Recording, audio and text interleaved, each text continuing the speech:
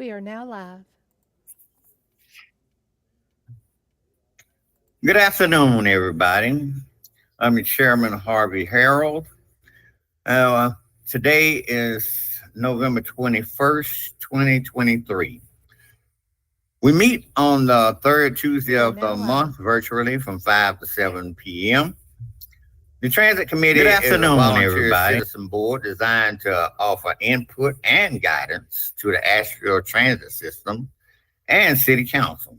We do not set or change routes, control Asheville's transit budget, or have authority over staff, drivers, or the management company. We are a group of citizens like you who are here to ensure community concerns are taken into consideration when setting public transit policy. Today, we don't have anybody in the queue for the public. And now I'll go ahead and take roll call and see who's here today. Harvey Harrell, like I said, I'm your chairman. Sandy, she called in and said that she wouldn't be here today. Georgia Birch, Georgia Birch, Georgia Birch. Joseph called in and said he would not be here today either. Bill Loftus. Present. Thank you, Bill, for being here today.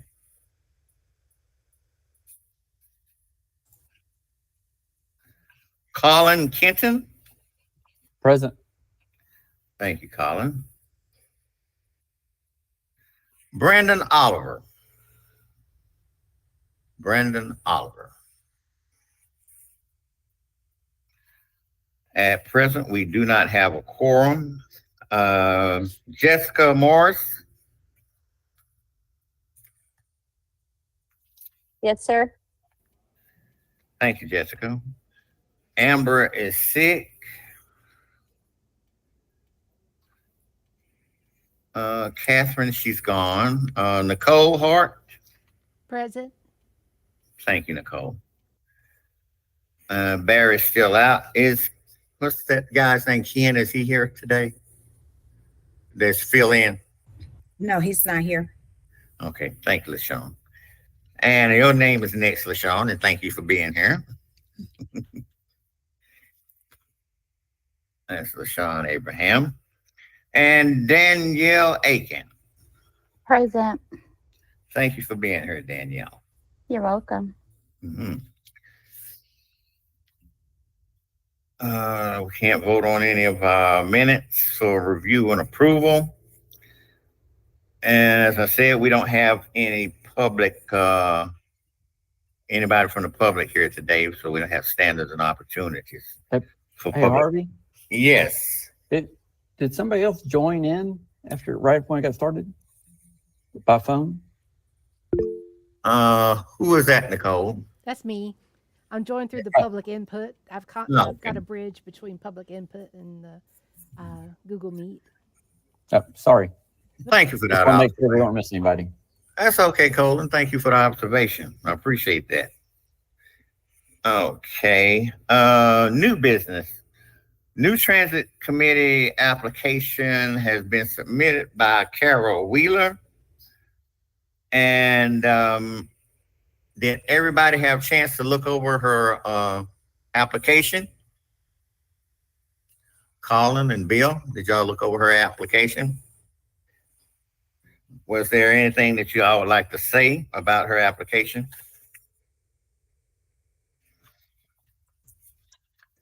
Okay.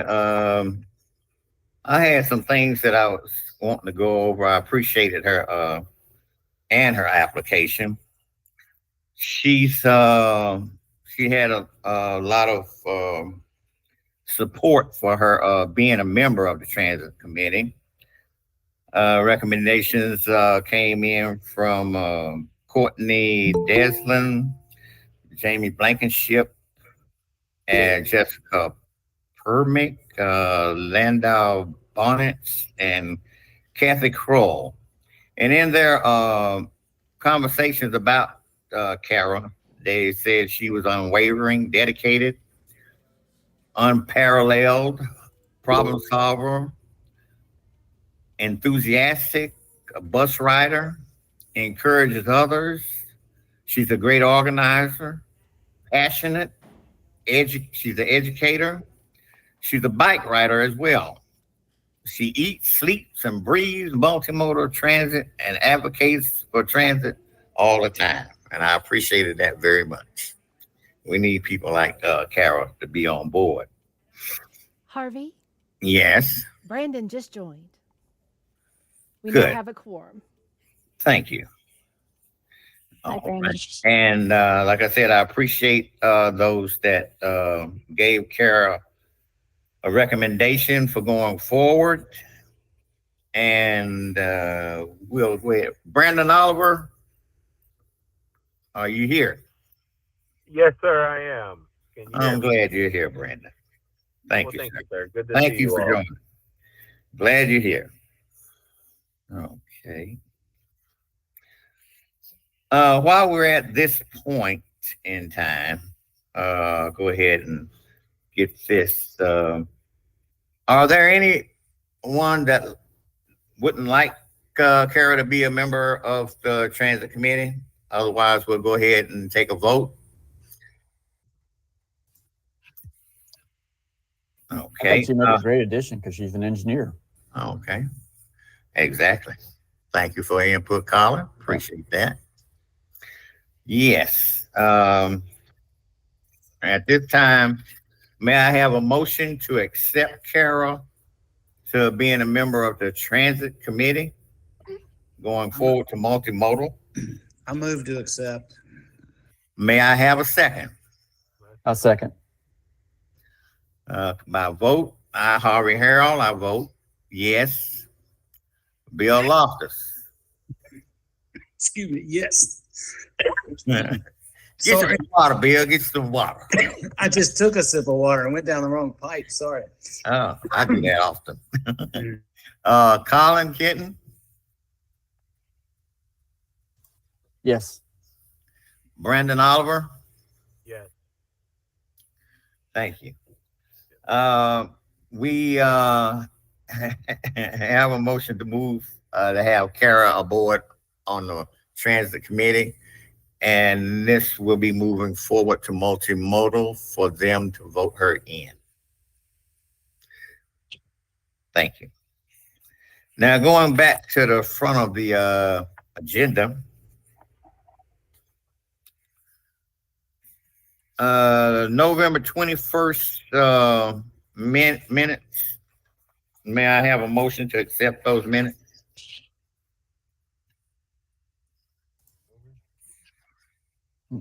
So moved. May I have a second? Second. Thank you, Brandon. All right, by vote, I vote yay. Bill Loftus, Yay. Colin Kenton, Yay. Brandon Oliver. Yay. Minutes review and approved.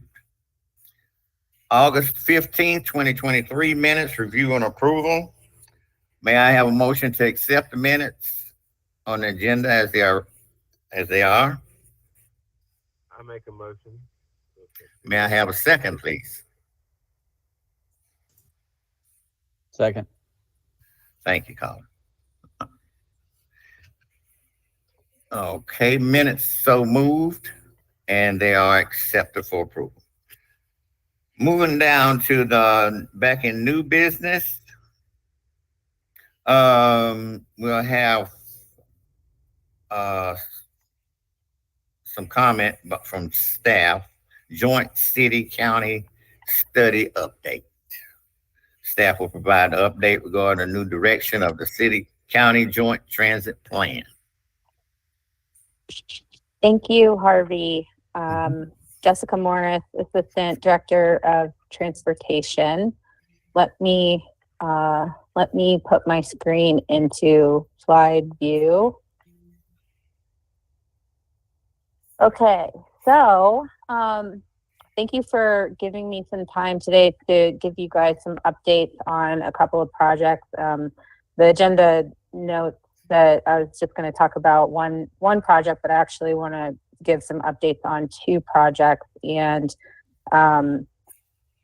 so this is a relatively short presentation, but I'm hoping to get some feedback from you guys. And I wanted to just start off by saying that I'm going to talk a little bit about what our transit organizational work program is and what that even means. And then I will talk about the city-county transit master plan and the new direction we're thinking about taking with that effort. And then talk about Art Place, which is the kind of fancy name that we're calling what will hopefully eventually become our new transit center project downtown. And I want to let you know about where we're at with that. So the big key takeaways from this presentation are to talk about our two significant work program projects that we have in our transit division, talk about how these projects are, they're going to be consultant supported, but we expect them to be pretty significant in staff time, and we're not just doing it with just me and Amber. We're going to be working with staff from a lot of our other departments as well that have experience and knowledge in other areas that can help us build our capacity.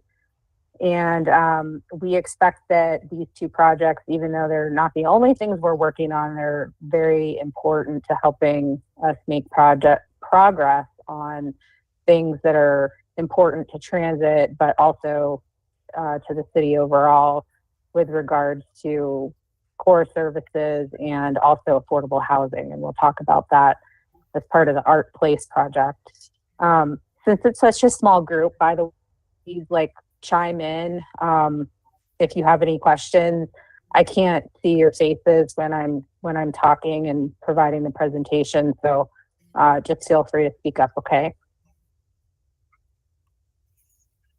So I wanted to talk a little bit about our organizational work program and what that means. It's something that we talk a lot about internally, but I don't know that we've talked about it to people outside of the city. And there are about 50 projects that we as a city organization have determined they're not necessarily the most important projects, but they're very important. They have cross-departmental involvement, so it's not just one department is working on it and it doesn't involve any other department.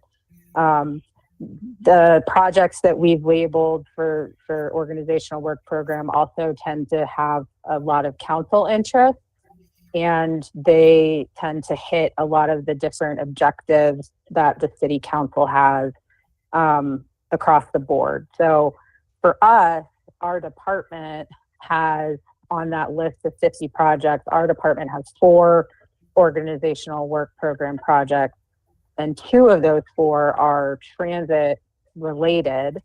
The other 2, one of them is related to our parking garages and doing our parking garages, which we're just about complete with. And then the other one is implementing our Greenway, ADA, and pedestrian plan, which was adopted about a year ago. Implementation of that has a lot of different action items and is going to take multiple years and will be an ongoing thing, but that's just kind of giving you a sense of what those top projects are for my department.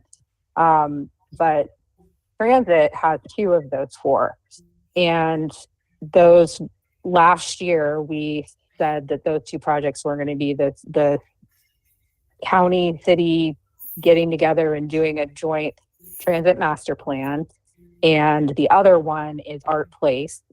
And so I want to give you guys an update on those two things. Well, first I'll start by talking about the city county master plan. We came to you guys multiple times. We went to MMTC multiple times and talked about this.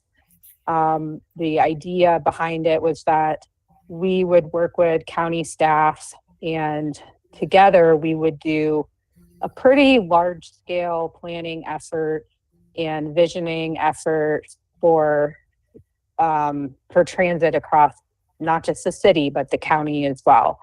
And we expected that it would have a lot of public engagement, that we would work with them to talk to communities outside of the city of Asheville and get feedback, and that we'd also look at things like governance structure. Should this be a regional authority? Should it be everything under the city, everything under the county, etc.? And we also really wanted to use that up as an opportunity to look at the sustainability. When I say sustainability, I mostly mean financial sustainability of our transit system, and look at our revenues, look at our expenses, look at what the transit master plan laid out for us to improve over time, and what kind of resources would we need in order to achieve that. So that was the plan. We had a scope of work, and we had a budget from the city of $300,000, and we were expecting the county to provide a similar amount of funds, but politics being as it can be sometimes, when it came down to passing a budget, the county unfortunately didn't feel like they were in a position to provide that funding in the budget, and so we didn't get a matching amount from them, or a financial commitment from them. So I think what that said to us was a couple of things. One being, okay, we need to spend more time talking with the county about transit issues in general. And we need to, but we also need to kind of take care of ourselves and try to do both things at once. We need to try to get to a place where we have a workable, sustainable financial plan for the city for transit, and while doing so, continue to have conversations with the county about ways to partner, and maybe potentially projects or funding partnerships as well. So given that we had kind of a change of plans on the county side, we still have the city money that was budgeted for the project. And so Amber and I and others thought about what could we use these funds for. There's a lot of things we could use $300,000 for. We could use it for equipment. We could use it for operations, although I don't know that it would really go very far. We could use it for, I don't know, maintenance or mechanical needs, or replacing engines and buses. There's all kinds of things we could use it for. The council had originally designated it for a planning effort. So to try to be kind of still in line with that, and to accomplish some of the goals that the city had from our perspective, we are thinking about taking the funding and doing what is called in the industry a comprehensive operations analysis.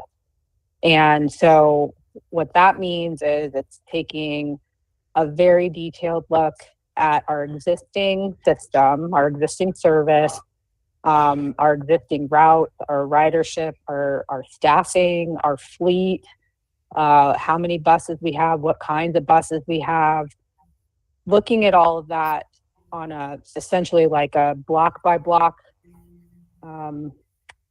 block by block level and seeing if there are any efficiencies that we could implement in the near term. But I think more importantly, from my perspective, what I feel has been an important piece that tends to get overlooked or not really thought about as critically as we need to is the financial piece of our transit system. And, you know, we had to use ARPA funds the last 2 years to balance the transit fund. So, you know, having to tap into one-time stimulus dollars is not a good thing for future financial sustainability. So it's clear to me that we need to have different and new and dedicated revenue sources to help us not just grow, but actually sustain what we have now. And so I would like to have a big piece of this analysis and this study be paint our financial picture for us and look at the transit master plan and say, this is what it will take financially in order for you to implement those next steps of the transit master plan. Because in my opinion, the TMP, the existing one, it has really good recommendations, but it wasn't like grounded in reality for the money that we have available to us. So I think we also would put some effort in this to look at if there are any opportunities to utilize our electric buses more or in a different way. And so, you know, in essence, what we would hopefully get out of this effort would be immediate recommendations that could have real-time improvement, but also setting us up for the financial future that we need. And to me, that was really what I was hoping to get out of the joint effort with the city and the county. Not completely, but a big piece of it. So, you know, benefits of this, I already kind of mentioned most of these, but the other things is that we're on year 7 of the contract, transit operations and maintenance contract, year 7 of 8 with RATP Dev. So in the somewhat near future, our staff is going to have to put out another request for proposals for the operations and maintenance of our transit system. And so I think this will be a very useful effort in preparing us for that as well, because that's a huge effort just in and of itself to put that RFP together and choose a contractor, whether it's a new one or continuing on with our current ones. But, you know, just to reiterate, we're not talking with the county and we've broken up with them and we're not speaking with them or anything. It's definitely not that. I think it was mostly just a lack of communication between just the different levels of like staff and city manager, county manager's office, and council versus commissioners. And I think we just needed a little bit more time to maybe get all on the same page. But in the meantime, we continue to meet with them, and we've had a couple of meetings with them recently, and we actually are going to have a kind of a visioning session facilitated staff meeting with them next month to talk about transit and see if there are some items that we can work on together that are that could end up being future budget requests or be longer term efforts that we partner with them on. So does anybody have any questions before I talk about Art Place, which is the new transit center? Bill is in the queue. Yes, so Jessica, who are you meeting with on the 14th? You probably said it enough. So on the 14th, me and my staff and the assistant city manager and some folks from our budget office are going to meet with basically our counterparts at the county. And what they want to do is have a facilitated, they're calling it a visioning session, which I think they said that they did a similar thing related to affordable housing. And through that process, the county and the city were able to identify some, I guess, mutually beneficial and things that they could partner on or work towards. And so they thought that that was a really valuable effort on the affordable housing area. And they want to do a similar thing just at the staff level, I think at first, with us. Yeah. Okay. Thank you. Yep. Okay, I was wanting to ask a question, Jessica. Yes, please. Did Amber go over you with the information that I sent her earlier today about the real time pilot study, about doing a real time pilot study?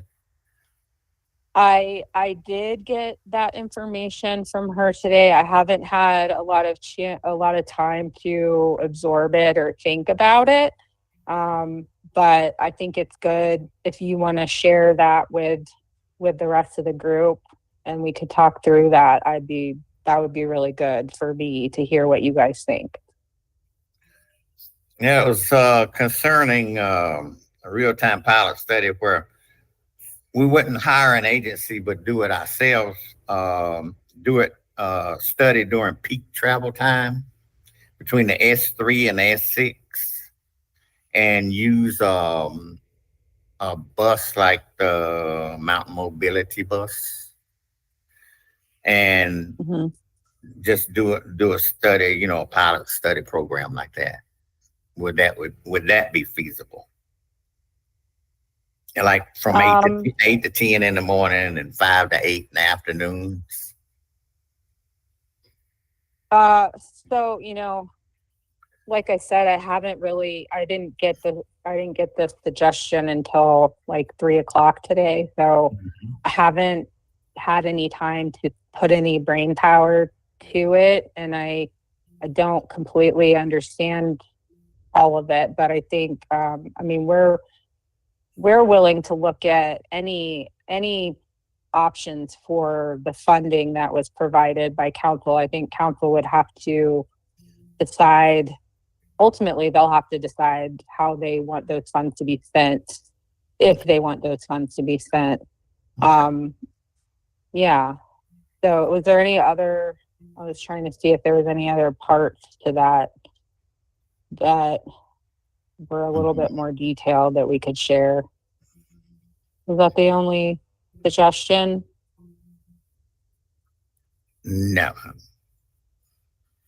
No. Yeah, that was what I was wanting to ask you about. Okay. I appreciate that. Okay. Mm-hmm. Sure. And we'll be talking later on that. Okay. So if you want me to keep going, I've got two more slides. Okay, but all the information you're giving us today, you'll make it available for us at the end of the meeting. Yes. Yeah. I will send this presentation to you guys. Thank you. Jessica. Mm-hmm.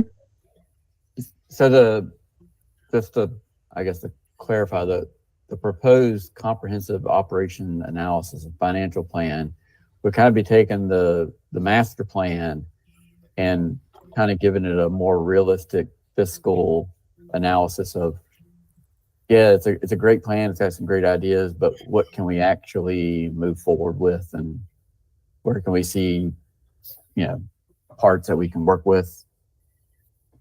Yes, that plus identify any immediate opportunities for cost saving, which I oftentimes hate using the word cost savings because I think it invokes like a fear that that means cutting something. Yeah. That's not really the intent, but I think that we do need to look at the system from an efficiency standpoint and look at the occupancy or the ridership, look at the fleet, which is something that we've talked about in the past, and is there any other options that we could take that would provide the same level of service, but in maybe a different service model. Yeah. So, and that's kind of like what yeah. Harvey was hinting at with I guess a pilot study, even a cutaway for a route to see if that would be sufficient as opposed to a standard, more expensive bus. Right. Well, I think what Harvey is suggesting is that there's an idea that the money that we have, the $300,000, rather than using it for a study, that we should just use it for a piloting an actual project, an operational project, versus more of a planning level feasibility study. So, I don't think that's necessarily a bad idea. It gives me a little bit of pause because I just don't know enough about it at the moment, about this idea, but I think it's something that we should continue to talk about. Yeah. And I guess I was, when you talked about, operational improvements or cost savings, I was thinking of, maybe if there's lower volume routes that we could use something like a cutaway if there's sufficient space, which would allow, since they're a cheaper operating vehicle and cheaper capital costs, that maybe you could take that and provide increased headway. Right. So. Right. Okay. Bill is in the queue. Thank you, Colin. Yeah, thanks. I just wanted to share an interpretation, Harvey, of what you said, that my sense of what you described, and that's the first time I've heard about it, I would call that a study. I mean, basically what you're saying is what would happen if we could increase frequency on these routes. And to my knowledge, we don't have any data that allows us to predict ridership based on frequency levels. And I think that's badly needed. I know in an earlier meeting, Amber, we were talking about frequency. Amber made a strong point that the secret is frequency. So I think we desperately need study efforts that, call it a pilot or whatever, but it's a study effort that can help us predict what ridership levels will be if we increase frequency. So that's my interpretation of what you just talked about, Harvey, and I think it's vastly needed.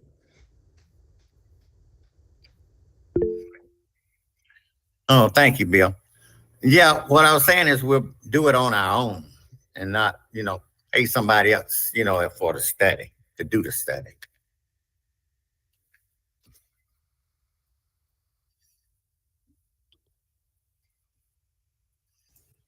Okay. Yeah, I sounds good. I don't know what that looks like in reality. And so we're just talking about one route, because we can look at the difference in ridership that we achieved when we implemented the new service and new frequency in 2020. So, we do know that when you increase frequency, you increase ridership. Right. We do have software systems that we use to test different route alignments to predict ridership or ridership potential in comparison to other routes. So I think we have tools that speak to that, but it's also just, I think, pretty industry standard to know that when you increase frequency, you increase ridership because you've increased convenience and reliability, right? So I think, or if we're talking about piloting something like an increase to the S3 or the S6, which would be the next thing in line for the transit master plan, I would expect that ridership would go up. Exactly. I would also be fearful that we will have, created an expectation that we financially might not be able to continue. So if we increase the frequencies on those routes or something and said this is going to be for 6 months because that's all that we can afford, then I would hate to have to repeal that because we don't have the money to continue. So it's just, we have to be really thoughtful about those things, but I want to explore it more with you guys. Thank you. Mm-hmm. Okay, so the next part is Art Place. So Art Place is just what we've kind of given the name of the future development of the new transit center, affordable housing, mixed use project that the city plans to do. And I'll show a map in a second of where that is, just to bring everybody up to speed if they're not familiar with this. But, we have our transit center, which is very constrained. And then the city, probably about 2-3 years ago, purchased a parking lot adjacent to that with the intention of developing that into a new transit center, affordable housing site. Dogwood Health Trust actually helped the city purchase that property, and they said that their only requirement for us, getting grant funding from them was that the future project includes some level and type of affordable housing. They didn't require any certain number of units or any of that, but that on good faith we would include affordable housing in the project site when we move forward with it. So we have this land, the kind of a blank slate. What we, the next step we took was we applied for a grant from the Federal Transit Administration to do some preliminary planning activities. We got $365,000 from them, which is really awesome. We had asked for more so we could get closer to like maybe even a design phase. But they gave us what they gave us, and we're not gonna look a gift horse in the mouth. I think we've got a good amount of funds to do some pretty important pieces that can set us up for future grant requests, maybe even TDA requests, and get us to where we could actually get to a design and construction in the future. So this is the project site. This is our transit center right here. It is a 1/2 acre, and as you guys know, it's really hard to accommodate everybody we need to accommodate now. I would say we're already not accommodating all of the passengers and staff and buses. It's very tight. So we purchased this parking lot. Sometimes you might have heard us refer to it as the Talbert lot. Mr. Talbert was the previous owner. This little driveway right here connecting to Cox Avenue is actually a parcel that the city already owns. So combining all of this stuff, we've got almost 1.5 acres. This is the Bella's Jewelry, which we're not planning on doing anything with. It's just, I just wanted to note that that's still there and still plans to be there. So just these are examples from other communities of kind of what might be a good model, or kind of trying to get at the vision for what this site could be. These are all transit oriented developments. And actually in the two on the right, those are examples of transit stations with a affordable housing on the top, and I think even some commercial uses in the bottom. So this is kind of along the lines of what we're thinking is trying to co-locate housing and transit, and other things that could be really convenient for riders of transit. That picture didn't show up. So there was another picture on here, but here is another example of a MARTA station rendering that I don't know if that ever got built. Oh, there's the other one.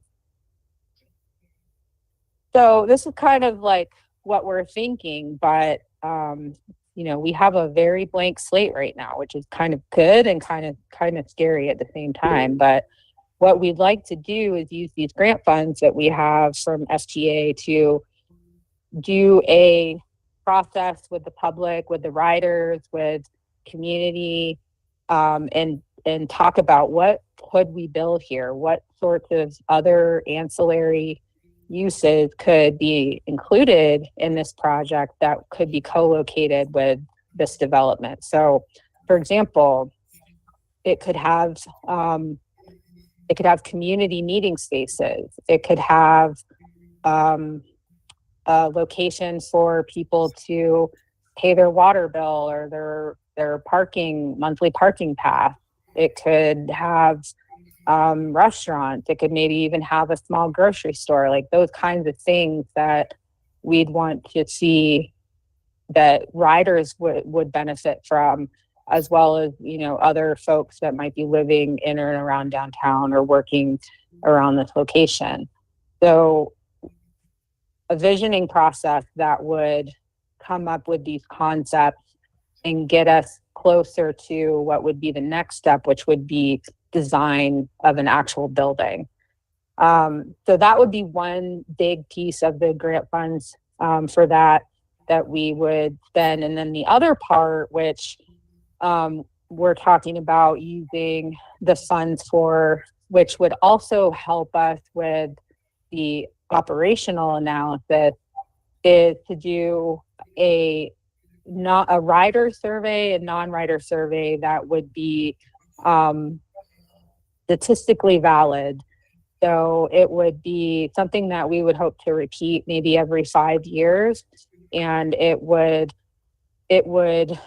guarantee that we were hearing from enough riders and non-riders about their preferences, their needs, their concerns about transit, who are helping us identify who are our riders, and then track those trends over time, so that we can see changes in demographics or changes in how our transit system is used.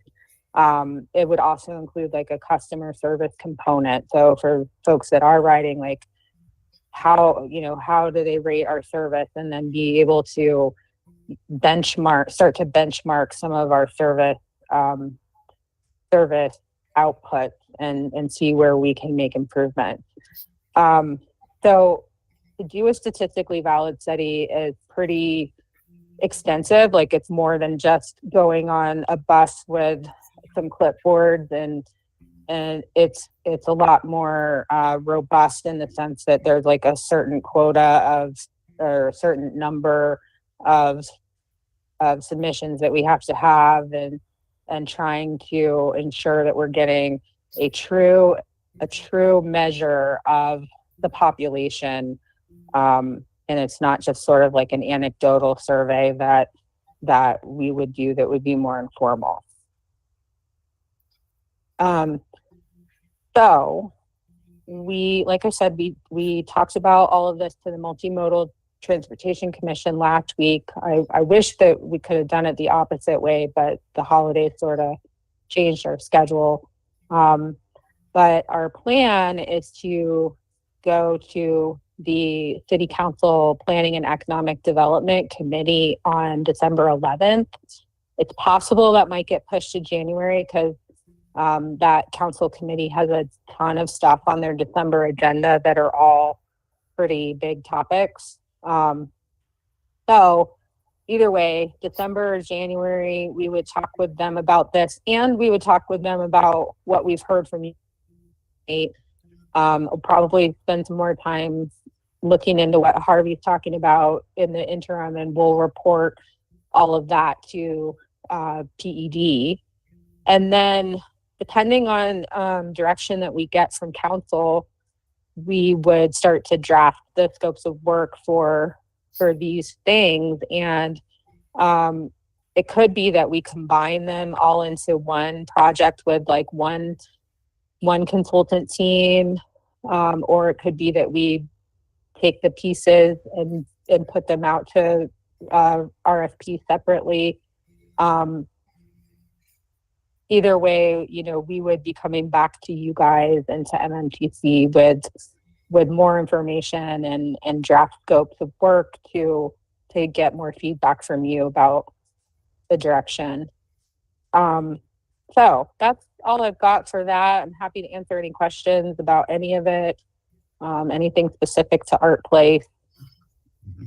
Colin's hand is in the queue. Go ahead, Colin. Yeah, thanks, Harvey. With regards to Art Place, Jessica, how old is the current transit center facility that's there? Just putting that in perspective. Oh, LaShawn, you got any idea? I want to say the 70s. Oh, I thought that building was kind of on the young side. The main garage. I'm sorry. Go ahead. Are you speaking on the main garage? No, not the garage, the transit center, the downtown transit center. At Cox. It was in the 90s. That 90s, okay. Originally built. And then re-renovated it in 2020. Right. Okay. Yeah. So in 2020, 2021, we did a what I would call, I mean, it's beautiful. Don't get me wrong. It was a huge upgrade, but it was lipstick. It was improvements to lighting, improvements to furnishing, absolutely very needed, but there was no way to make anything bigger. So it's the building itself, which simultaneously is for art staff and patrons, riders, is 900 square feet. And we've got 2 bathrooms, and the platform itself, you know, any adding routes to would be really difficult with what we have now, because we've only got 8 bays. And so it's just very constrained. So, you know, we're really lucky that we were able to purchase that property next to us. Now it's just a matter of figuring out what to do with it, what it's going to look like, how we're going to fund it. I do think we'll be very well positioned for more grants for actual design and construction. So I have a lot of excitement about the future for this project. So in order to improve capacity, because you're at capacity with the number of bays, we're not going to be restricted to the existing footprint. That complete rethinking of how it would all lay out with the new site. Yep. Yeah. Okay. Yeah. It would be, I mean, to me, the primary purpose is a new, bigger transit center. And then the affordable housing layer, if you will, is also important, but it is secondary to the primary purpose of the project, which is transit center. And then, you know, there's opportunity when we're building a new thing that let's try to maximize the benefit of this structure and try to maximize the benefit for the people that are going to be using it the most, which to me are the riders. So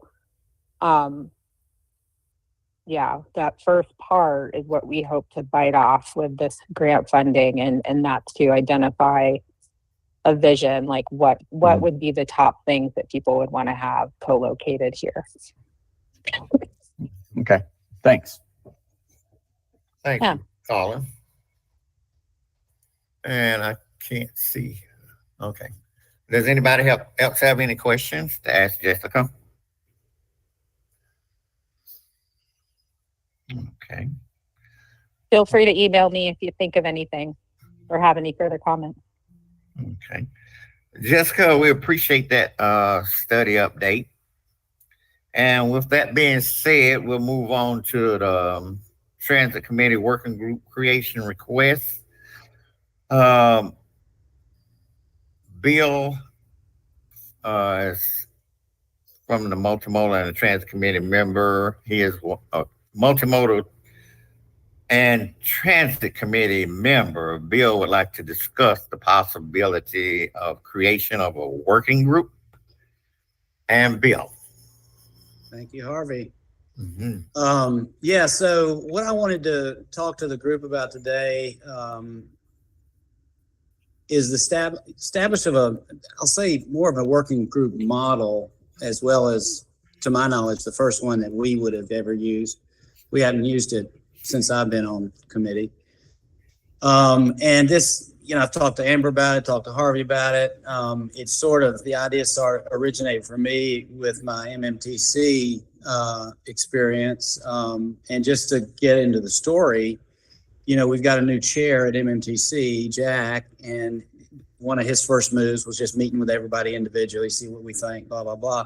And he had suggested that I meet with, because I'm transit, he had said, Elise she's on multimodal. She's really passionate about transit too. You ought to get with her. And so I met with her just individually. And then that kind of kicked off some ideas. And so I talked to Joe, who is not here today, but he's on committee. Y'all know Joe. But anyway, we got into these one-off conversations, and we began, questions lead to questions. And so began to worry about, wait a minute, here we are, members of a committee, and we're not supposed to be talking, with too many people about all this stuff, because there's all the open meeting guidelines and so forth. And I remembered from an MMTC meeting a year ago where Kim had suggested that if we want to get into something deeply, we probably should consider using working groups. And so that was kind of one data point. And then Elise is a member of another committee. I think it's a neighborhood committee.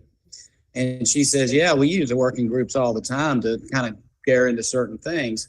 And so we were just thinking, maybe we need to just have a working group just so we can understand transit better. Because a lot of times we'll get in these meetings and we'll have off agenda topics that come up, and we don't have time in our regular meetings to really do a lot of questioning and understanding. So the idea is, I wanted to suggest that our group consider the working group as a model. And what I'd like to do is suggest that Joe and Elise and I make one. And the reason for this make is kind of short-term in nature. Jack, the new MMTC chair, is calling a retreat, which is going to be conducted in the winter. And what we thought we'd do is we ought to bring something to MMTC that's insightful and just give them a better knowledge about the transit system. And so what we thought we wanted to do is just kind of have a 3-person working group to understand, explore, and just what's out there with transit, more so than we could ever do in an individual meeting. So that's the point. So what I wanted to do is just share this idea with everybody. The hope is that you guys would recognize this as a model that might make the committee better. And this would be maybe example number 1, and kind of take it from there. I wrote a note, and Harvey, you got this, but just to be a little more clear about kind of structurally and so forth, what Joe and Elise and I would want to be around was, one is that I mentioned this, our immediate goal is just to provide input to the MMTC retreat and kind of just get ready for that and have something to say. Now, we would also want to report to this committee, provided it's appropriate, if it's the meeting agendas. I know it takes a little lead time to get on an agenda, but we actually have 2 scheduled meetings between now and the retreat, the MMTC retreat. So if something comes up that's useful for this group to know, then we'd certainly want to share it. The biggest thing that we want to make sure we're right about is that we comply with open meeting rules. And to be quite transparent, I'm not exactly sure what they are. I've been told a couple things that are not the same, but one data point I've got is that you shouldn't have more than 3 people in a working group. And so if that's true, then the 3 of us would cover that. But then I got another data point that said, well, it kind of depends on what the quorum of the group is. And so if it's actually a working group with Joe and myself and Elise is MMTC, which is a larger group, then maybe there might be room for 4. I'm not sure about that, but we just need to make sure we're complying with what the rules are. So, and to my knowledge, there's no other rules, but therefore we want to make sure we need that.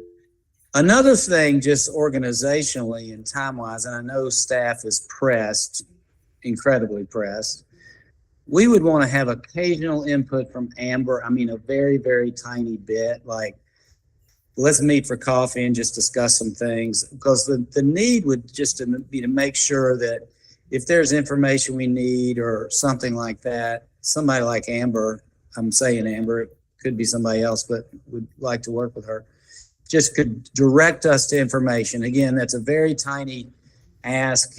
I don't know if it's a coffee meeting a month or something like that, but just very minor. And then the last thing that came up in my mind about this is that for this first one, it brings the question, is anybody excluded?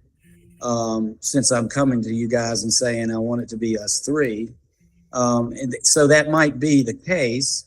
I'm not sure what to do about that if we've got a rule limitation of 3, but nonetheless, if 3 is what we've got to work with, this is sort of the 3 that have been talking, and it seems appropriate.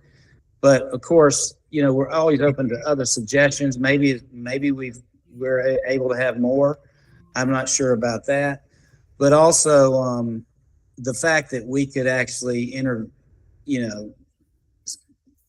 present to this group on a monthly basis, then in that way, everybody in this group can participate. So that's just the other thought. And the other idea that goes along with that is that this is actually more about a model than just a one-off group that will go away and never come back. I mean, perhaps this can be a working group model that other people who have other specific needs they want to address, you know, we can all take the opportunity to form a working group to study or just explore certain things. So I'm hoping those points might ameliorate any concerns about just the 3 of us individually doing something for a couple months. So those are the things I wanted to just bring out to your attention. I can't think of anything else, but I'm certainly open for any questions anybody has. So I'll pause and just. Okay. I wanted to add something else to what you were saying, Bill. Uh-huh. And I was going to turn it over to Jessica for further discussion. The number of people is determined by the people on the committee itself. And we have 7 people, but quorum is brought by about 4. But to have a subgroup, you can only have 3. Okay. And forming a subgroup to formulate different opinions, ideas, I'm all for that anytime. Like I always explain to the committee, just about each and every committee meeting we have, everybody's opinion is valued. And new information, new ways to handle things. Always up for that. So I'll turn it over to Jessica.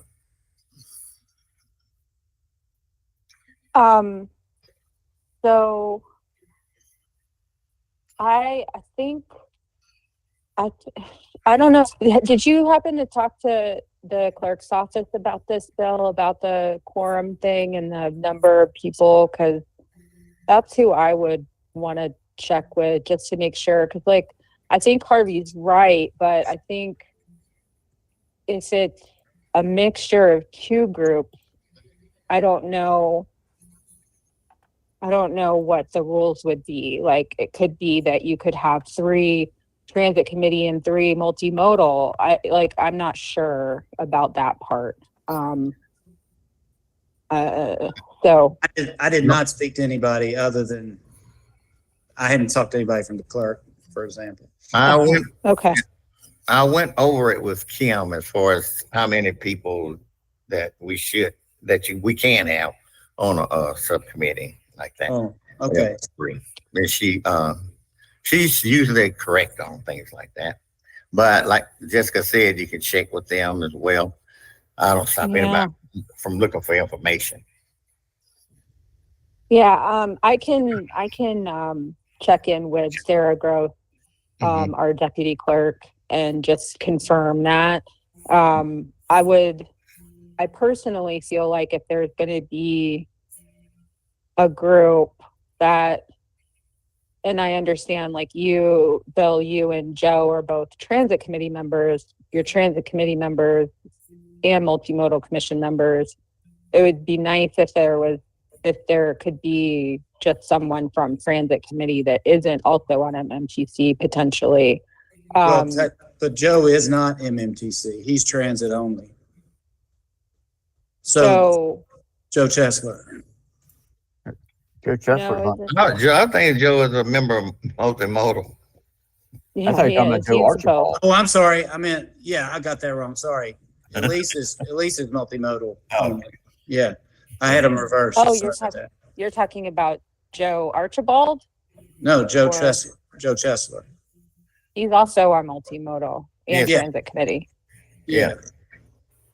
So two But would be, Elise is she's multimodal only. right. I was just thinking the opposite, like have somebody like Harvey, like, or somebody that's not. Basically, you've got 3 multimodal members on a committee. That would necessarily and nobody multimodal committee. Right. So just something to think about if you follow what I'm saying. Well, if there's room for a 4th, then we can add somebody exclusively transit would be my first suggestion. Since it originated from the idea from the MMTC, then that sort of explains why those people are involved, I think, more than anything else. Because I meant to put that out as well. Colin did have his hand up. Yeah. Maybe I'm missing something. I'm just wondering, what is the purpose of the working group? I mean, is this to establish just so the 3 of y'all can sit and talk? Yeah, frankly. Open meeting rules prevent us from doing that unless we're real careful. I mean, is there an actual transit purpose to? Yeah. Our immediate objective is to be able to present to the MMTC retreat in this winter about what's going on in transit and get them really engaged and up to speed on transit, because transit's complicated, y'all. Well, I mean, we typically only have 3 or 4 people on the transit committee that attend the transit committee. It doesn't seem like we're an overly large group that is too big to talk transit, since we talk transit. It seems like it's just overlapping the same thing. Well, it's definitely it's a deep dive on questions that we don't have time in these meetings to explore. That's what it's about. I mean, our time runs out and we get into something, we can't get to the bottom of it. And you guys know what happens. It goes away unresolved. So it's a way in which individuals can get more deeply engaged in transit.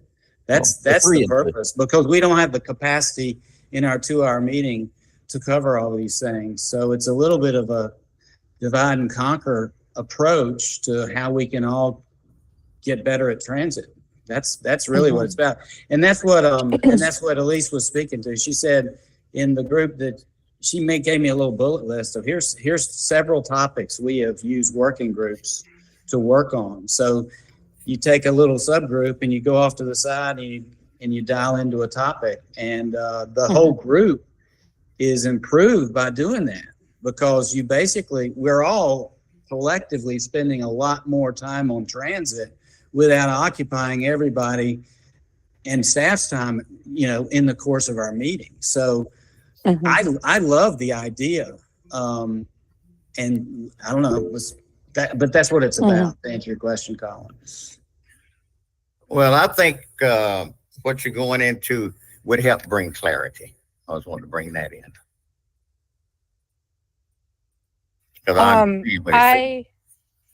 I don't see any harm in it at all, first of all, right? Like, there's no harm in it. I think that my experience when working groups are for time limited, project specific or topic specific things. So they're not meant to be ongoing, broad topics, right? So I think my encouragement would be, transit is a very big topic, like you said, and it's very complex. If it's possible to identify a certain pieces that you want to understand more about, dive into more, investigate, research under the transit umbrella, and kind of narrow it down a little bit, that might be more productive. But I also understand that everything is so intertwined, and there's tentacles in it from all aspects of it. Once you start diving in on, fleet, then you're talking ridership, then you're talking this and that. So I don't know how possible it would be to identify what it is that you're most interested in. I think that we can offer very limited staff resources, like you said. But I think, making sure that the group has already looked at the resources that are available as well would be great, which I'm not saying they haven't. I'm just saying, like, there are a lot of things that we have already that might answer those questions. I don't know, because I don't know what they are. Yeah. But we're happy to help. Okay. Excellent. Okay. I'd also like to add that we would have to look necessarily into the formulation of that subcommittee, get some, I guess, legal background on it as far as the committee forming a subcommittee. And I think Jessica said she would check with somebody about that, about forming that group. And that would give you scope on everything like that. Yeah, I will check in with. But the idea is necessarily sound in my mind, Bill.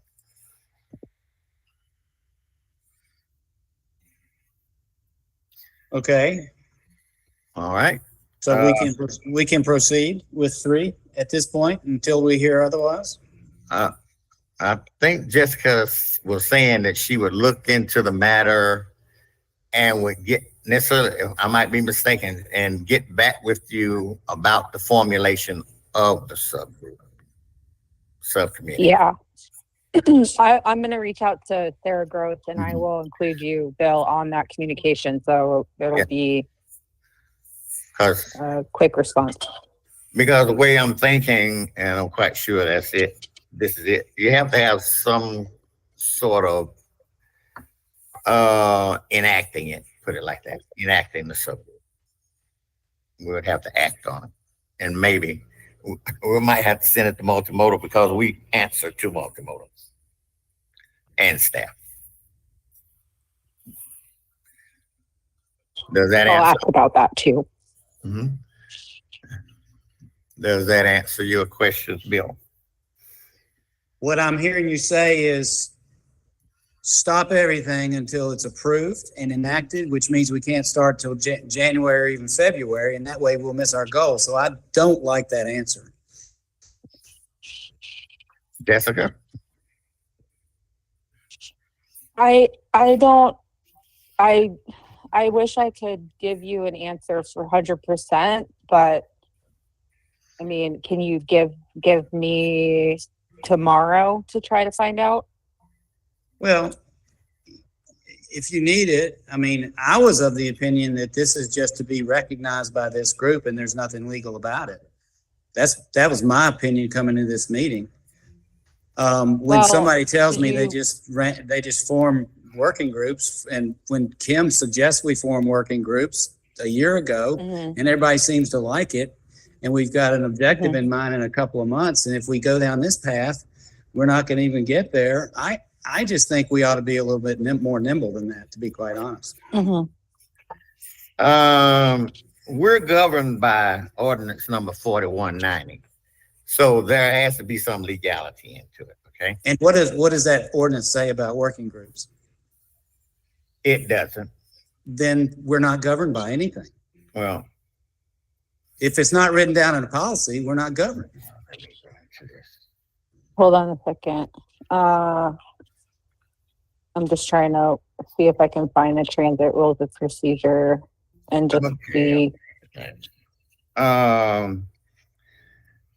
Let's go into it now. The chair may establish subcommittees to assist the committee in carrying out any purpose in which it is authorized to engage.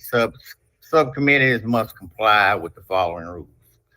Subcommittees are established to work under the supervision of the committee in accordance with specific instructions from the committee. Subcommittees may not take action on behalf of the committee or independently perform any function of the committee. Members of the subcommittee must be members of the committee members of the subcommittee must be members of the committee who currently serve on or have been appointed to the committee in accordance with city ordinances. The rule of procedures of the Multimodal Commission, Transportation Commission, these rules. Members of subcommittees are appointed by majority vote of all voting members of the committee.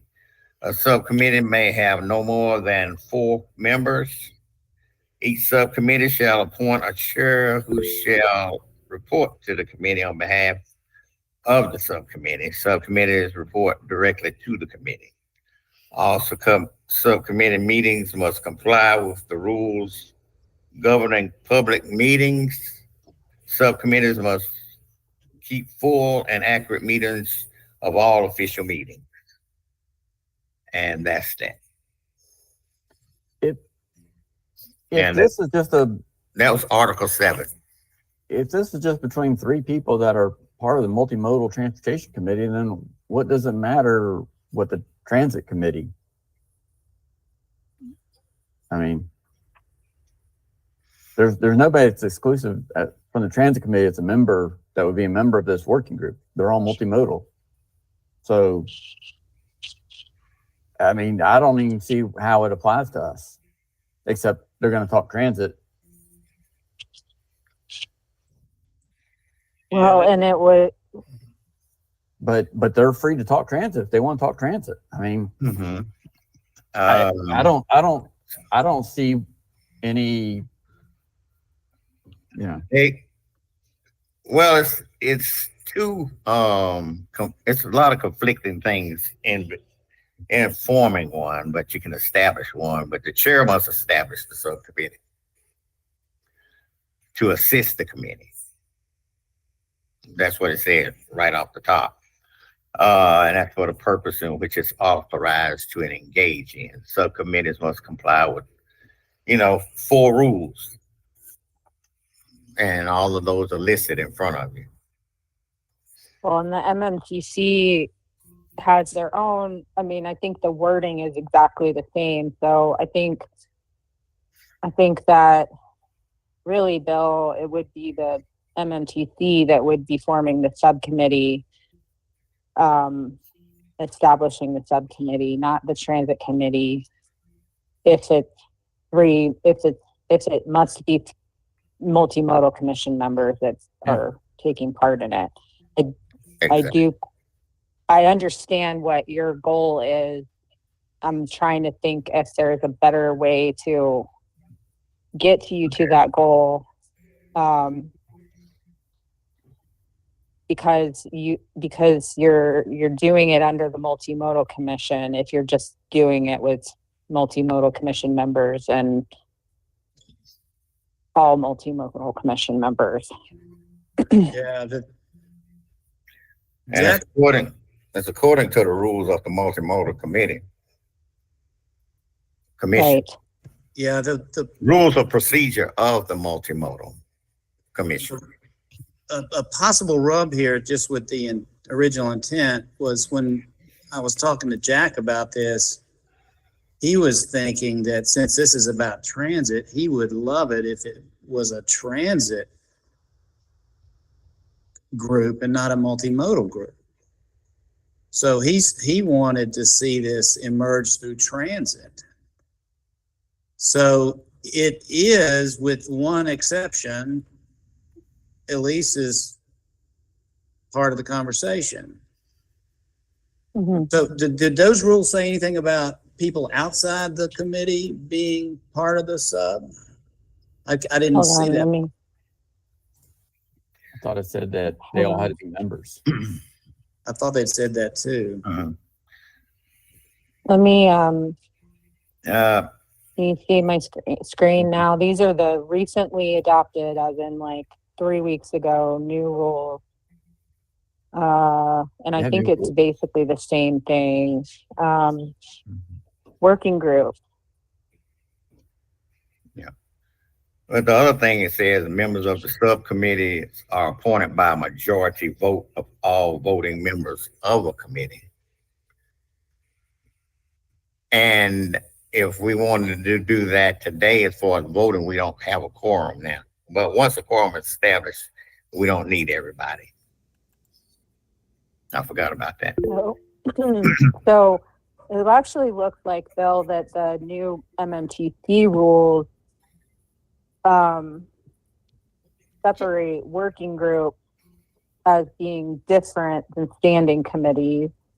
And and this is consistent with newer rules of procedure that other boards have, that just talks about, doesn't even really have any rules here underneath that as to the number, which is a little weird. Are you reading under section 1? Is that where you're reading? Let me interrupt for a second. I apologize. Let me interrupt for a second. Jessica, I sent you an email from Jerry. I asked her about working groups, and she had sent me a response. Oh. Do you see it? Oh, okay. Hold on. Let me see. Okay.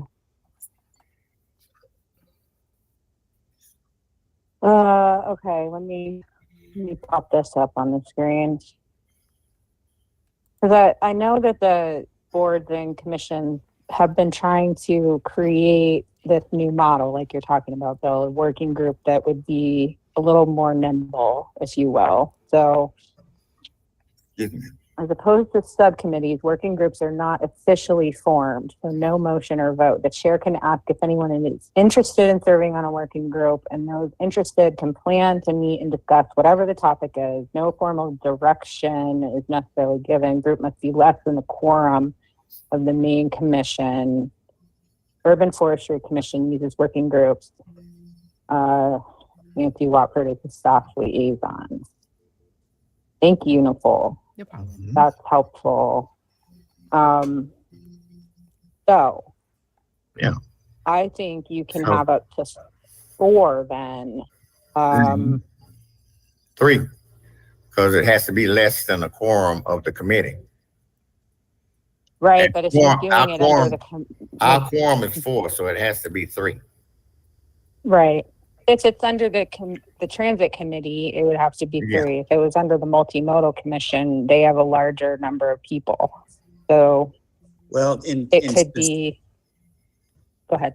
I'm sorry, in the spirit of what Jack wanted, I think it'd be appropriate to have it under transit. So to this letter, Harvey, I'm interested in serving on a working group. And I'd like it to be populated with 3 people, me, Joe, and Elise.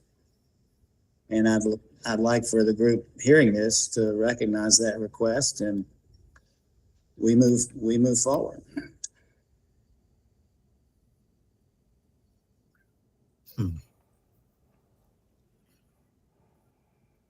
Then Okay. the other thing that I take pause to is they giving you rules that are pertaining to a commission. We are not a commission. We're a committee.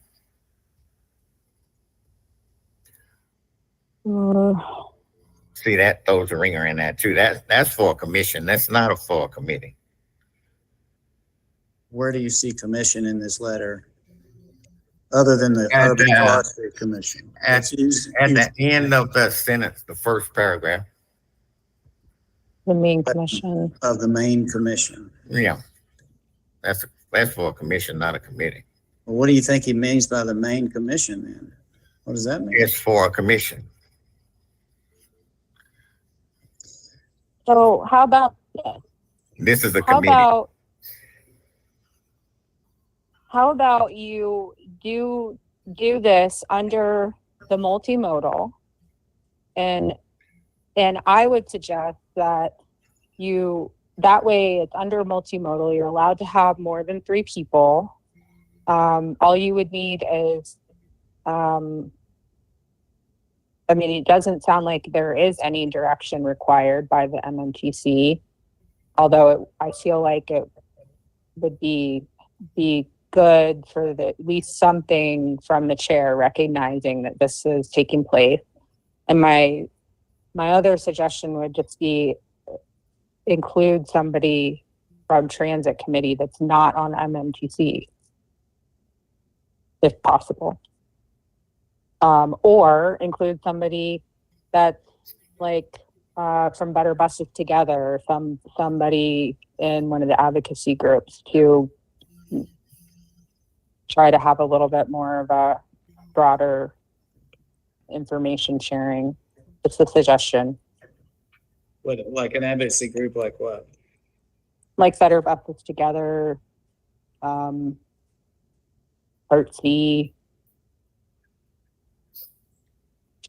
Okay, well, I don't know those, so, well, I think it'd be, if we can, okay, so what you're saying is, in reading this letter, we should probably just default to, it should be a commission and not a committee, so that says MMTC, and that would allow us to have 4, so you're suggesting your 4th member might be a good idea to have somebody in transit.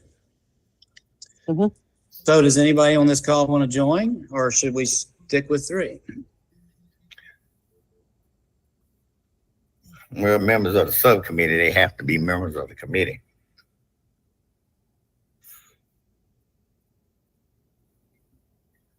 Well, I think what he's saying, Harvey, is that his working group wouldn't be under transit committee, it'd be under multimodal commission.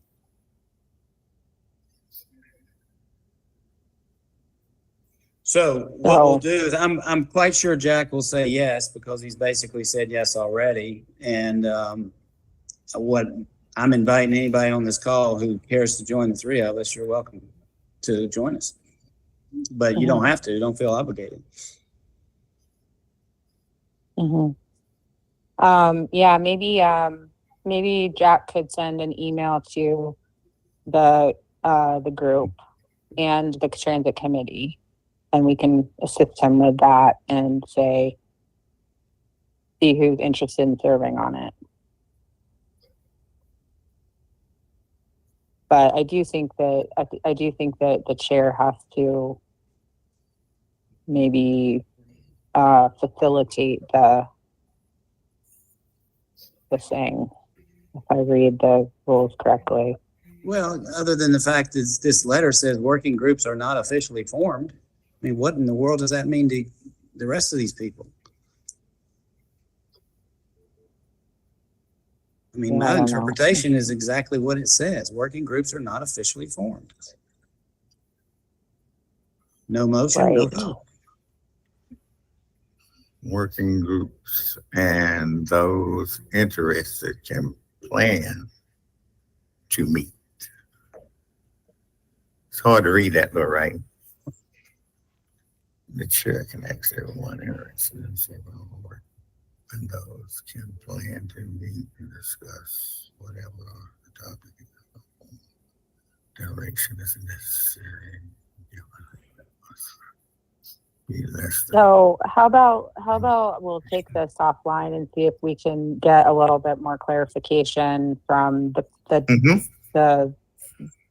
clerk's office, that's where Jerry works, in the clerk's office, and because it would be helpful for me as well to understand these new rules, if you will.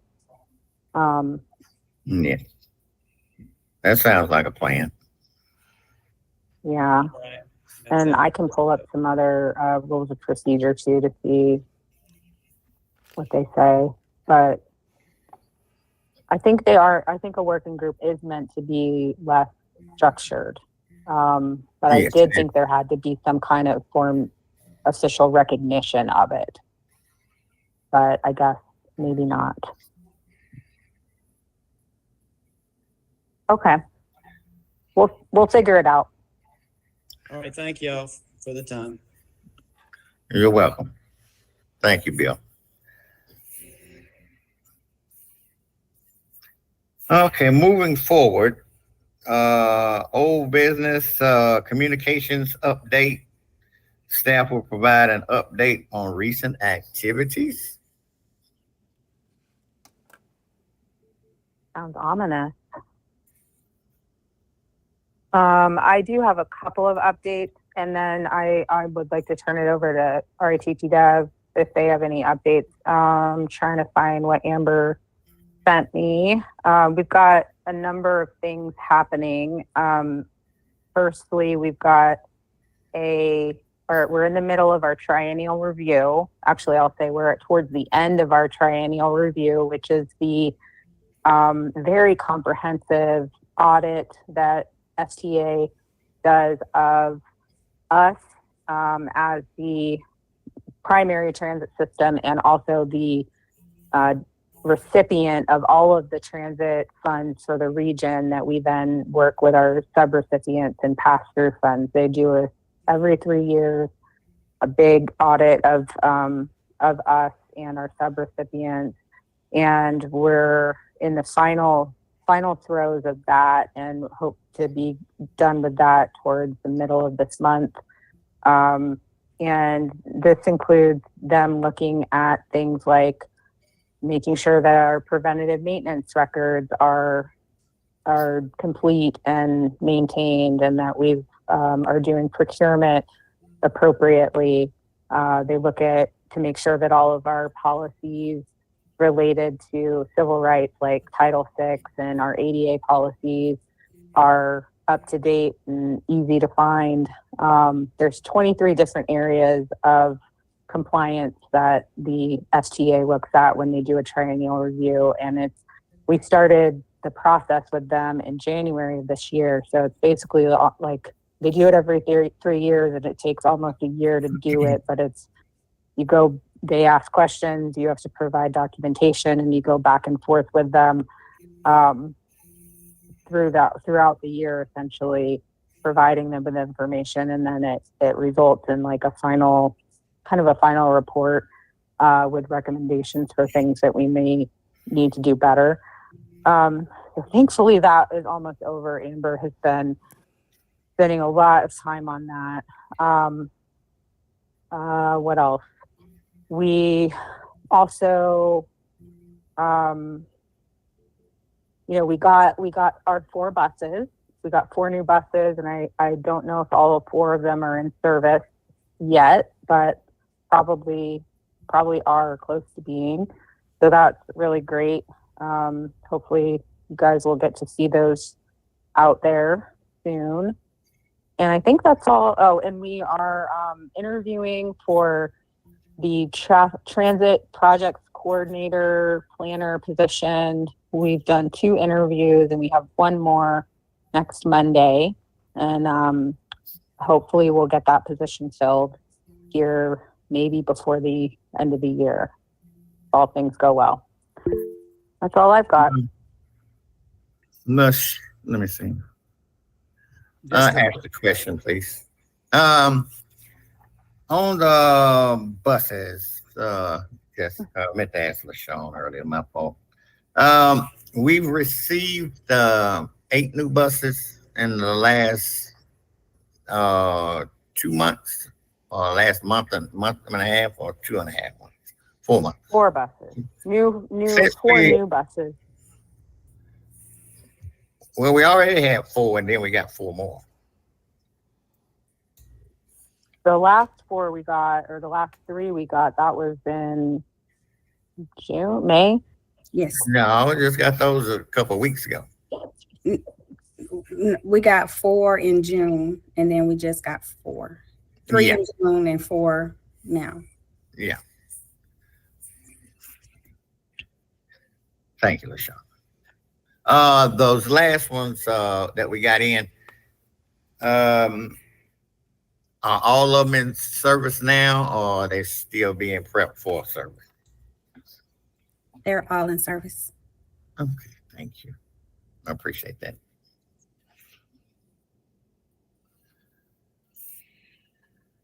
I'm trying to figure out where I want to add this in at. Would it be staff provide update for recent activities? What about the accident that was that we had with the I don't know. I only found out about the accident last week, and the accident with the bus driver, with the bus and the pedestrian getting hit. I don't know whether my fellow members on the committee know about that. Olin shaking his head already. But it's something that the committee needs to learn about. I thought so. Nobody mentioned that as far as, that being said. So, pedestrian did get hit with a bus, and it was, I just want to know the facts about it, or is there anything y'all can discuss with the committee as a whole? Yeah, yes. And LaShawn, if there is anything you want to add. So yes, unfortunately, there was a incident. I can't remember what date it was at this point. I think it was maybe November 2nd. 7th. Okay. It was at about almost, I think about 8:00 at night. It was a bus traveling northbound on Biltmore Avenue, making a left onto Hilliard's, who struck a pedestrian who was legally crossing in the crosswalk at the time. So APD was on the scene, and fire department were on the scene very quickly, as was transit director and safety director. So I think LaShawn was there and Lisa Galvin was there as well very quickly after it happened. APD did cite the driver for the incident, and I believe that our APP dev is either finishing up or is in the middle of their own internal investigation and review of the incident.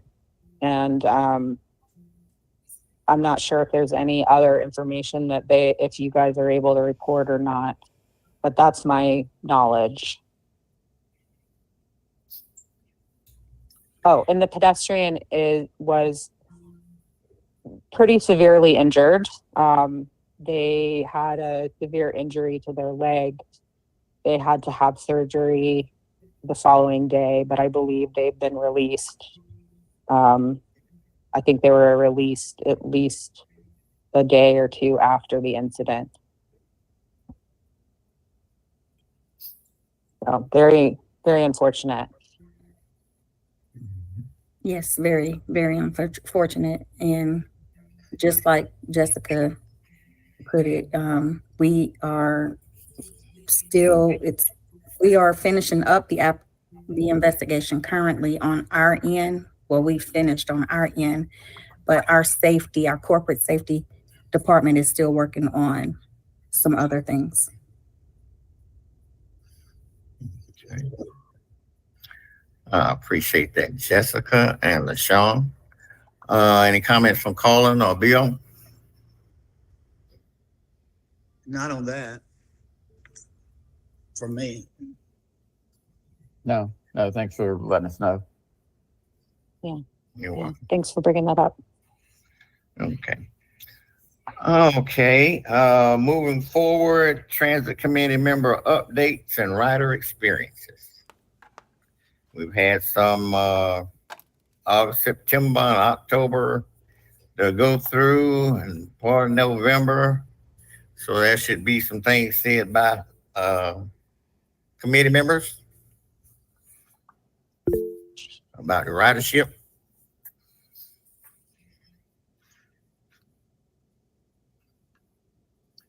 Anything from Bill or Colin? Yeah, I've got one question. It's not ridership, it's use the system. I was trying to use the smartphone apps to route myself, the transit and also the Google Maps. And I ran into difficulties recognizing all the routes. So for example, I live on the N4 and I was looking for ways to get around, and the N4 didn't come up on either of those apps. And I just want to know, are they supposed to be complete, or is this a old man user error or what? I mean, it basically was telling me to walk to the N3 to get somewhere rather than get on the bus stop that was 50 feet from my front door. So should that be operating properly? It was both systems, both the transit app and the Google Maps told me the same thing.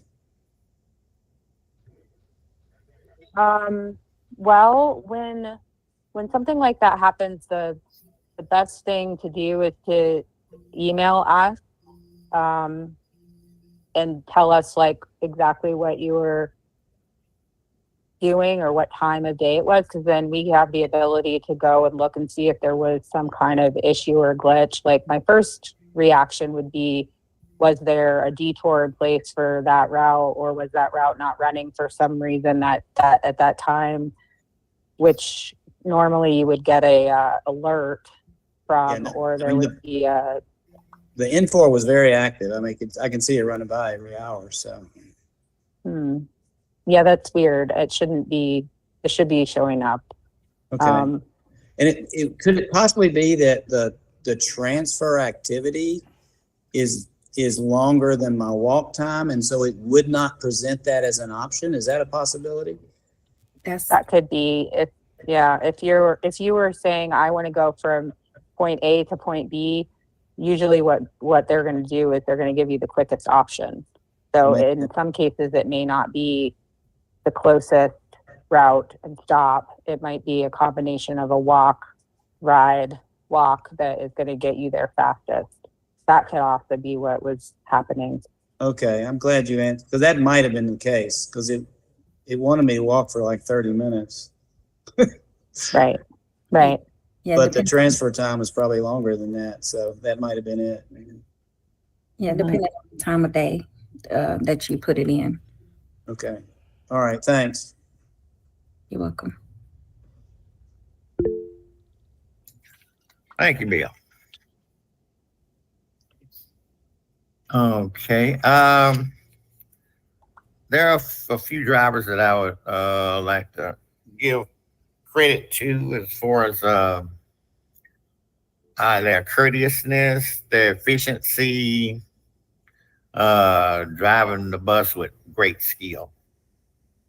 That would be drivers with Chris and Shay,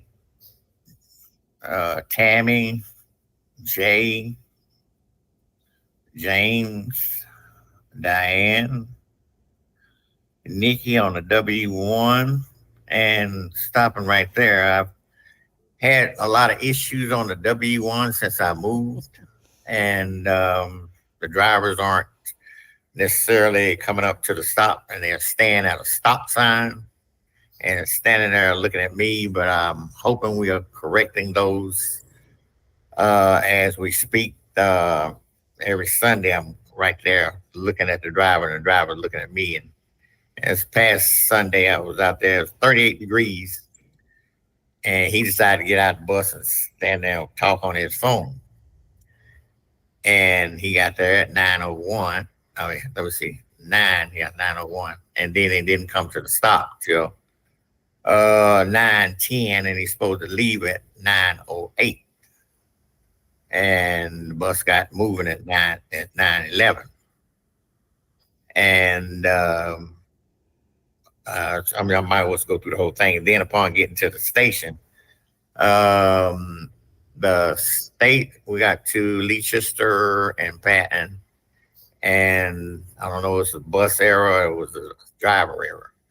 The stop requested sign stayed on from the corner of Leicester and Patton all the way to the station.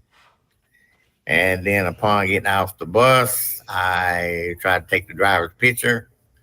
Then I was also instructed that sometimes it's not good to take a driver's picture. I don't know. But anyway, it's something in our rules that says about, I haven't found it yet. I haven't looked for it yet, put it like that. I think the Sean's going to give me that information. But I tried to take his picture, and he was one of our part-time drivers, and he proceeded just like about get up out of his seat and come at me. Then he said I couldn't take his picture, and he cursed me as well. I informed LaShawn of those actions on his part. And the other driver, he just refused to do a lot of stuff. And LaShawn and Danielle, they got that driver straight. It took a couple times, but I think he finally got the idea of not staying down there at the stop sign, blocking the traffic at a stop sign, and coming up to the stop and letting passengers on the bus. Because it can be raining, snowing, or whatever out there, but with the bus down there, you can't get on it. And plus, it's illegal to stop at a stop sign and just sit there for 5 or 6 minutes. And moving on, like I said, Nikki on W1, Brenda on the N2, on the S4, Muta Z, the tall, skinny driver. Excellent driver. He also is on the W1 yesterday. And Cornelia Cornbread, like I said, she's a outstanding driver as well. And let me see, the last ones I have are Daniel. And they, like I said, they are very good drivers. They always giving information to the passengers at the station. And, just necessarily having the best time of their life, with the passengers that they are transporting around, giving them information. They enjoy doing that. I appreciate that from them. This past Sunday, I also met Rose in dispatch. She was very polite. She was very efficient.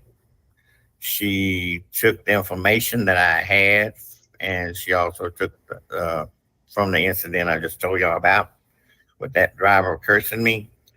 And she was just wanting to talk to me and get the information from me. She was very polite. and courteous about getting it. But like I said, I met her at Rose last Sunday. I've been going through a lot of issues with, whenever I see an issue, I always call LaShawn or Danielle.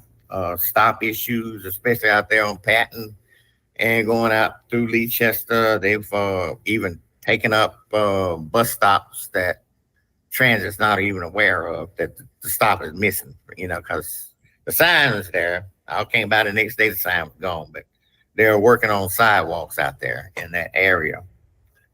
Also, I brought to Danielle's attention I asked her to look into it, and she hadn't got back to me yet, because I'm quite sure it takes a while to do that. But going out there, we have to be concerned about our passengers getting on and off the bus at the right stops, because a lot of places out there, and they've taken our stop signs away, but the drivers know where to stop and let them off. And then the other thing I asked Danielle to look into was the sidewalks are not ADA compliant. They have light poles in the middle of the sidewalks, manhole covers in the middle of the sidewalks, narrow places where there's not enough room for a wheelchair to go through there. And I asked her to give me some information on that, because nobody's thinking about the passengers after we let them off the bus. They have to go in that direction, and they can't necessarily go in that direction. They have to get out in the road, and it's just a highway. You don't want to get out there in the road with a wheelchair. So there are a lot of stops out there, a lot of places out there in the sidewalk where they're not thinking necessarily about ADA. And I think that's part of the GAP program that we also trying to institute in Asheville, because I was part of that as well. But that's something that we need to look in. It's not just sturdy drivers that we're looking out for. We're looking out for all riders, And Harvey, just so I understand, are you talking about the new sidewalk that is going in? It doesn't have enough space around poles, or existing sidewalk out there? The brand new part? These are new sidewalks they're putting in. And it spots, like I said, the pole is right there in the middle, and how can a wheelchair go around it this way and that way? Yeah. And then the manhole covers, they're sticking up from where they're going to pour the concrete. The manhole is going to stick up at least 4 or 5 inches above the concrete, unless they're going to put a hump in it and go over it. Yeah. All right. I'll check up on that with and then some of our stops, they just took them out. And I asked LaShawn about the one right there at Ingalls. And I told them what they were doing is, we also know that they taken out, stop. But they took that one straight on out, didn't tell nobody nothing. And it's right there at Ingalls. The Ingalls on the small Ingalls or the big Ingalls? On Leicester. It's on Patton. You turn off Patton onto Leicester right there on that corner. The oldest Ingalls in Asheville. Yeah. Okay. On the corner. All right. Yeah, but I'll follow up on that. But there are plans on moving that Ingalls to that K mark that's on top of the hill back down the road. And like I said, I've had some issues, but everything gets straightened out. All you have to do is call staff, and they'll get the things straightened out that you need straightening out. But it's a pleasure working with them each and every day. And that's all I have for that on this day. And thank y'all. Thank you, LaShawn, and thank you, Danielle. Yes, I did want to bring up, thank you, Harvey, for always reaching out and letting us know what's going on the road, as LaShawn and I are not always there and always know. So I do thank you for that. In efforts to correct the WE1 stop that you're referring to, when that stop first was created, that stop sign was the bus stop. So several of the drivers was unaware of that, and each time you've reached out and let me know, I've been able to let the drivers know and also make a all post to all the drivers concerning that stop. So I do hope that you see that change here shortly. The one driver from this past weekend, as you stated, yes, he's a part-time driver and was not aware that we had officially moved that stop. They were under the impression that that's the process, that's what we were doing, but he did not get the final word. Um, I have been looking into who we need to reach out to regarding the sidewalk process, but as I understand, that is a joint effort between the city and the county. So there's several people that can be involved in ensuring that those sidewalks are compliant. So Jessica, I will pass on the information that I have to you in regards of what I found. I think that's it. As like I said, as always, thank you for letting us know and keeping us informed about our drivers. It helps Okay. us create a better service. Okay. If I didn't get it when you were explaining the things that we corrected, was that stop requested sign? Because that was a 23. I got it on my phone. 20. I'll cut my phone off now. But it was a 23, one of our new buses, where the stop requested sign stayed on from Leicester at that turn on Patton. It stayed on all the way to the station. Was that a bus error or driver error? So that was one of our new buses, and the cancel for the stop request, if it's pushed, usually can be canceled from the inside with a button. So the driver wasn't familiar with where that button was located. So he has been properly shown where that button is located, and also if there is a stop request, that he does need to complete the stop regardless. Okay. Thank you. Thank you. I appreciate that very much.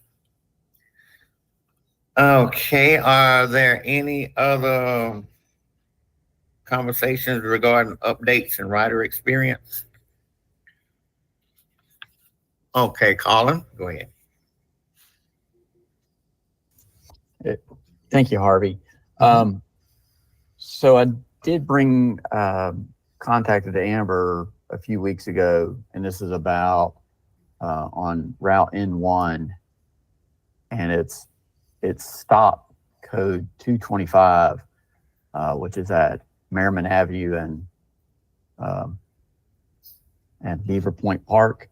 This is the stop that's close to the library, and so there's no sidewalk there. But not only is there no sidewalk, the ground isn't level, so it's just kind of a steep hill that comes down to the curb, and maybe ridership isn't very high at that stop, but I question if ridership isn't very high because it's almost an impossible stop to stand at because it's too steep. ADA is not a question here because it's too steep for most people just to stand on. So I brought that to her attention, and to hopefully somebody can look at it and maybe it can be graded a little bit to make it more accessible to just people with full abilities. Also, over the last couple weeks, I've noticed on the route I ride, which is N1, the new buses that just went into service in the last couple months. There was one that wasn't communicating with, transmitting its route presence. I don't know if that got resolved or not, but twice I was waiting on the bus and never received notification from the app that the bus was actually coming. It just showed up. Whereas usually, it's telling me the bus is coming, it'll be there in 2 minutes, and this time didn't, it wasn't even showing up on the app. And I asked the driver, I said, hey, it didn't show up, and he said, yeah, it's not working at all. So and it's one of the new buses with the slick seats. So I don't know if that's something that can be looked into to find out if there's a problem, but it happened twice that I'm aware of. So Was this when the buses first went into service? Do you know? no. I think one time was last week and the other time was the week before. Okay. So last week, I think early last week, and it could have been 2 weeks ago, the buses have to be put into our bus tracking system swiftly. And we did find that 2 of the new buses were not put in. So that was just added into Swiftly 2 weeks ago. Okay, so maybe that resolved it then. Yeah, because if you were not able to see it on the tracking for where you were, that was the issue. Okay. So all of them are in there now. Okay, good. All right, and then the other thing I noticed, I was pleasantly surprised that for the N1 and N2 routes that UNC Asheville had finished a portion of their project. Previously, N1 and N2 were having to detour to avoid driving around the campus. And that opened up 2 weeks ago, but it took about a week for all the drivers to understand that. The morning driver was on top of it and driving around immediately, but the afternoon drivers weren't aware that and they were still driving the detour route. And I had to remind them. I said, "Hey, the road's open now." One wanted to argue with me until he opened up his clipboard and saw in big red letters that it was open. But then I did notice this afternoon that they've closed a different section of the N1 route now. So I guess there's another detour, but not sure how long that will. Do y'all know how long that detour is going to be? Yes. There's 3 different phases. This is going to be phase 1. The last phase didn't count. So phase 1 is going to last until January 13th. And then the other 2 phases, they're going to be paving that long part of University Drive. Mm-hmm. So we won't be able to go on to UNCA campus that way. So right now we're trying to figure out how we can get onto the campus inbound and outbound and service on time. So we're working on that. We have until January 13th to get that figured out. Okay. Thank you. Yeah. All right. Thank you. I appreciate that very much. I'm glad you asked those questions, Colin, because that jogged my memory for one last thing that I went over this with LaShawn before. But upon more observation of this stop on coming off Leicester, the last passenger stop where passengers get on with the leaning passenger stop at the 45. If we could take it out of that little traffic island that it's in, I'll explain this to LaShawn. Take it out of that traffic island that it's in and move that stop up probably about 50 yards, maybe, or 30 yards. It would be easier for passengers to get on down there. But where it's at now, it's down in that hole, and the sign is still leaning at 45. Just an observation.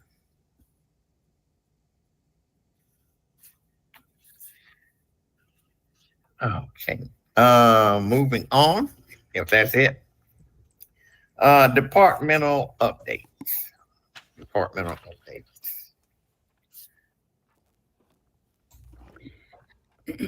So Nicole sent out monthly reports for August, September, and October. Were there any questions on any of that information? That was the on-time performance summary. the RATP Dev report, which is a huge report with the head count, Yeah.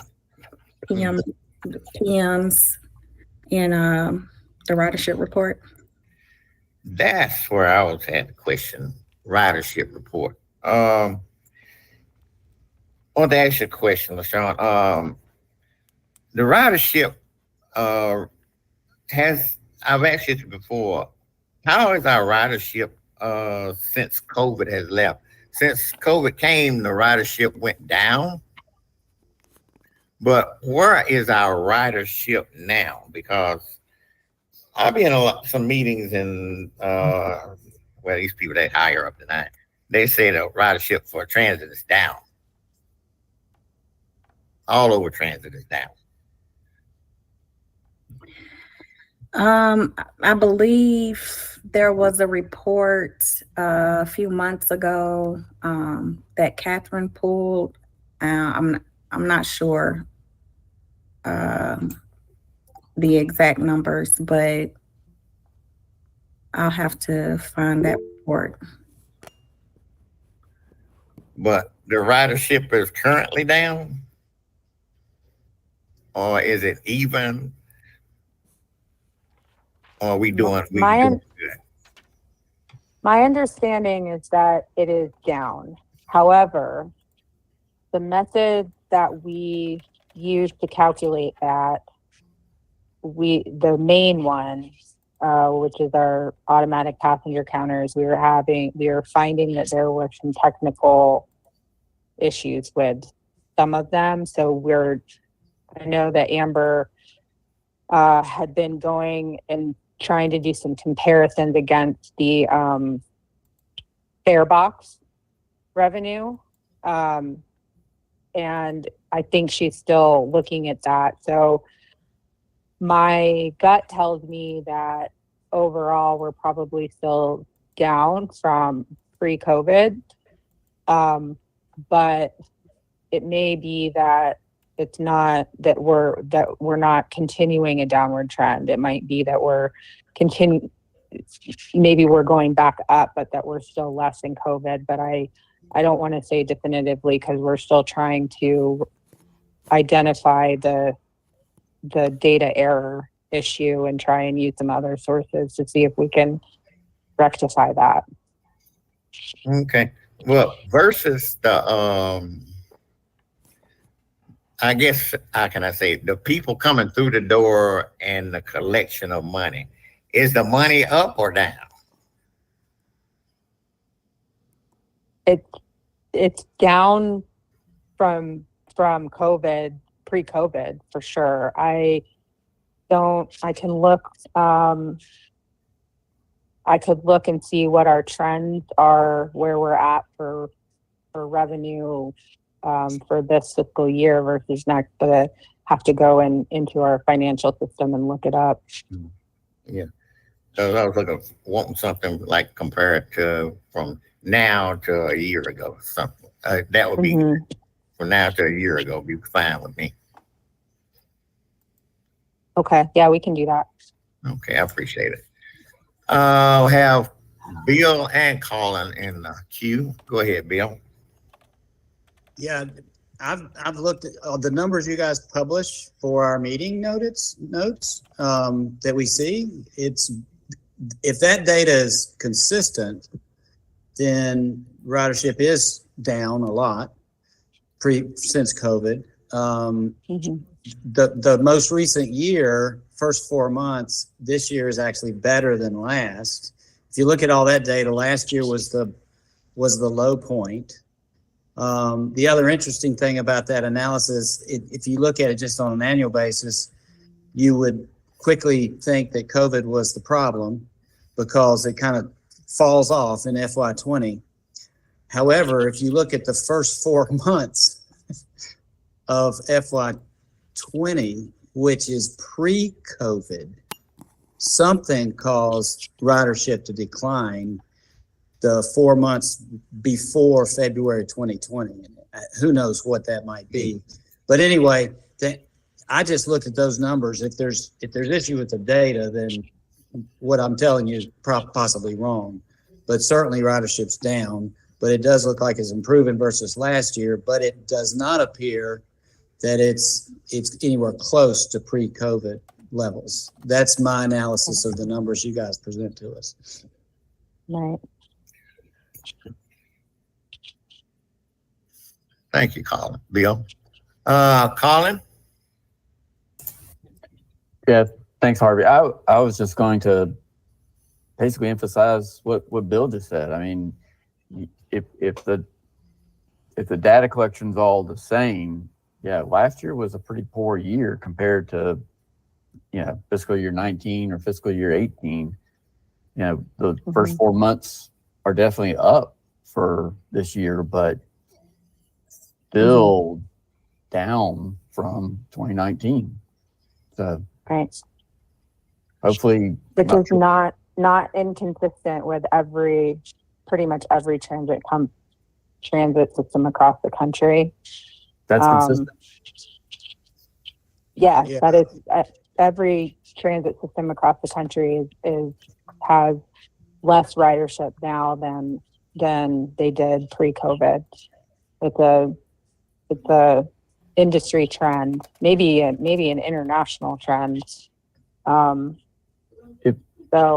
If that's a national trend, do any of the prognosticators have any clue why? I mean, it's just kind of odd. I think it could be a lot of things. I think the workforce and the way people work in general is very different now than it was, and so I think there's a piece of it that plays into that. There's a lot of people that, our parking data for monthly permit has basically dropped to maybe 20% of what it was. So it's just an indication overall that there's a lot less in-person working happening. So that's a definite likelihood. I think there's also folks that maybe found other alternative ways to get to work potentially, or where they needed to go. Like, I've seen a lot more e-bikes, e-scooters, other contraptions out there. But to be honest, it's not wholly understood. And, going back to my presentation, that statistical survey that we want to do, I think that's an opportunity for us to maybe get to that and see what has changed, and why is our ridership going down? Because I don't want to just say, well, every other transit system is gone down. It's true, but I'd also like to see, if there's any specific reasons or things that we can change to reverse that trend, because it's not that we're necessarily reliant on passenger fares for our system, because we're absolutely not. That's not a significant revenue source, but we want to have an effective system that people use, right? So we'll give you guys some more information on that, and I can look up the financial side too. Yeah, we try to look at the passenger counters and compare to the ticket sales, but that's not a 1-to-1 either because of passes and such. So we're working on that. Yeah, it's interesting that it looks like a lot of vehicle miles travel, personal vehicle usage has rebounded from COVID. So, right. But you may be right that maybe all these one wheels out there are taking a bite out of. Yeah, I don't know. I mean, it can also be people. It could be safety perception. I mean, that's definitely playing into it. I think just overall with Asheville and downtown, and so I think that piece of it. I think there's a lot of factors that are going into it, for sure. Jessica, did you say they were losing money on parking decks? No. Well, we did during COVID for sure. Our parking garage revenue has come back. And our meters, on-street meter revenue has come back to pre-COVID levels and even beyond. But our monthly account, so we had a lot of monthly permits in garages and on the street where someone could buy a monthly parking pass. Those have gone down drastically because there is less folks working downtown on a regular basis, so they're not buying those passes as much as they had been in the past. Okay. All right. Thank you. Are there any other questions about operation updates?